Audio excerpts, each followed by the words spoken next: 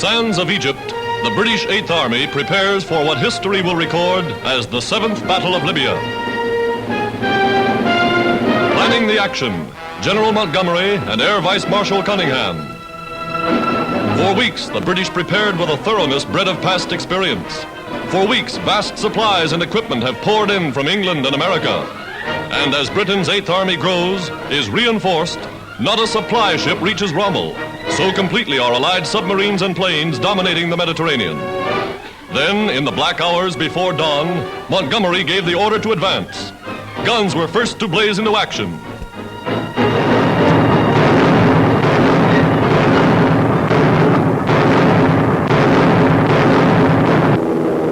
Daybreak, and squadrons of Allied fighter planes take to the skies. The most powerful air fleet ever unleashed in the Middle East.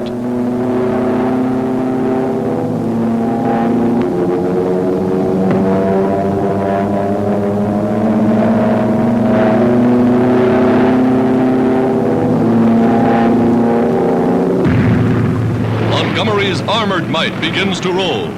The British offensive is on in force.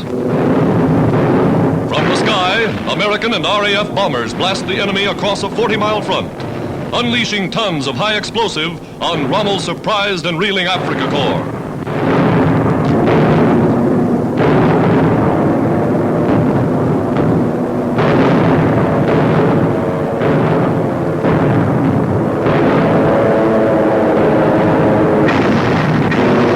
Relentlessly, United States bombers press home the attack, concentrating on troop transports and supply lines.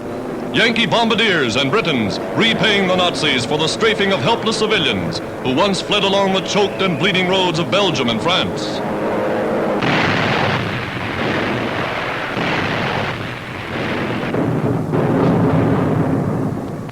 In the desert, new tank destroyers, far outranging the Nazi guns, smash Rommel's vaunted ring of steel. Infantry breaks through. Scots of the reformed 51st Highlanders, shattered in Europe, now avenging their comrades. Tanks, guns, men, Canadians, British, Anzacs, slashing the Nazi forces to ribbons.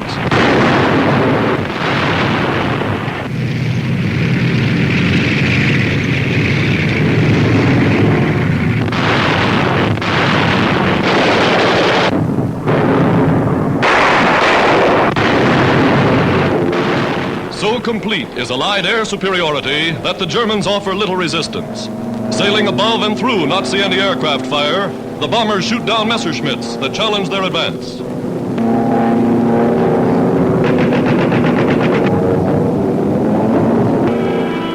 With devastating accuracy, bombs made in the USA spread havoc and destruction, take terrific toll of the shattered Nazi war machine. Outflanked, outgunned, outmaneuvered.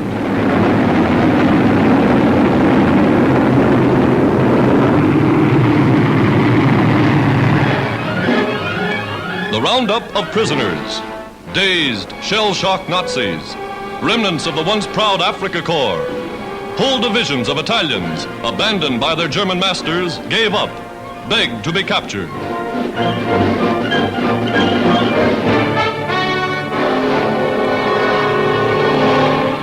Pressing forward more than 35 miles a day, the British advance becomes the rout of Rommel. Advancing past battered tanks where so-called Nazi supermen died in frenzied flight. The desert strewn with their dead. Here, the Nazi goal of conquest is buried in the sands of Africa.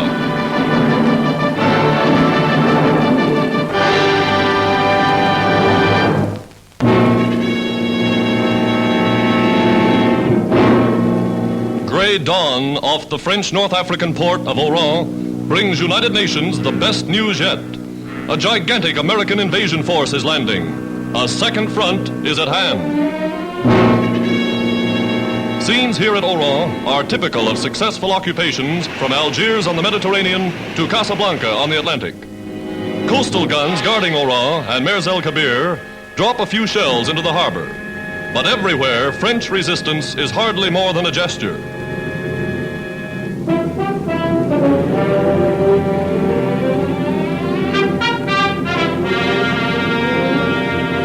From transports standing offshore United States troops observe the action, await the order to go in.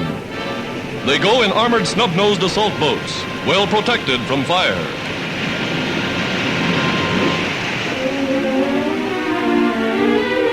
Wading ashore, the Americans establish beachheads exactly as planned months in advance.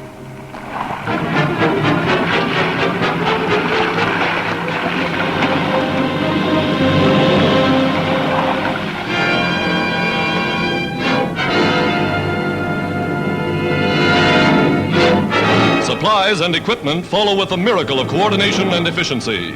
Everything is carried out according to schedule. Losses to French shipping are slight. French casualties during sporadic engagements are treated by American first aid and Navy doctors.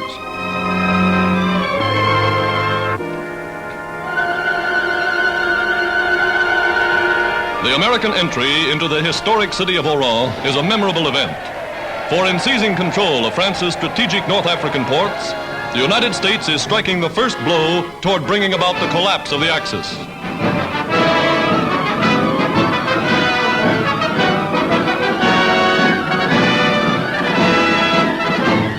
Troops first bombard the natives with leaflets printed in French, bearing a message from President Roosevelt.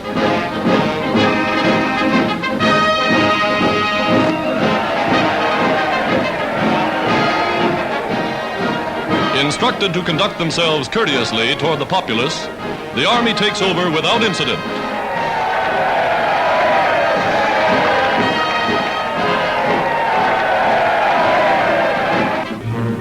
A French hero of another war is honored. Americans have always been friends of France. French soldiers await only the call from loyal countrymen to align themselves with forces against the Axis.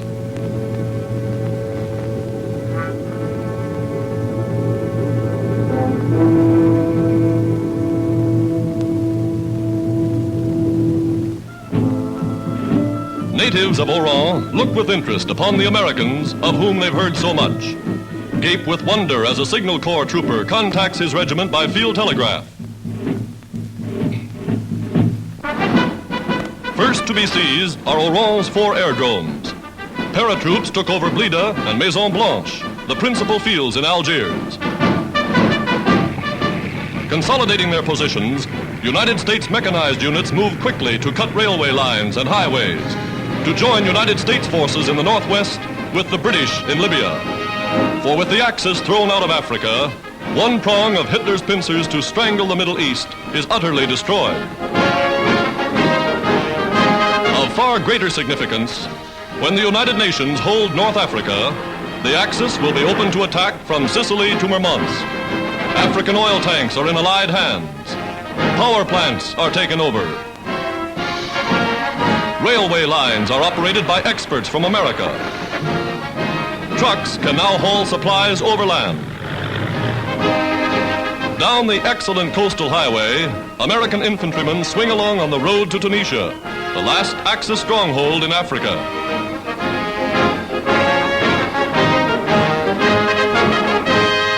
Opening phase of what military experts regard as a second front of major importance. The American occupation of North Africa may well prove to be the turning point of the war.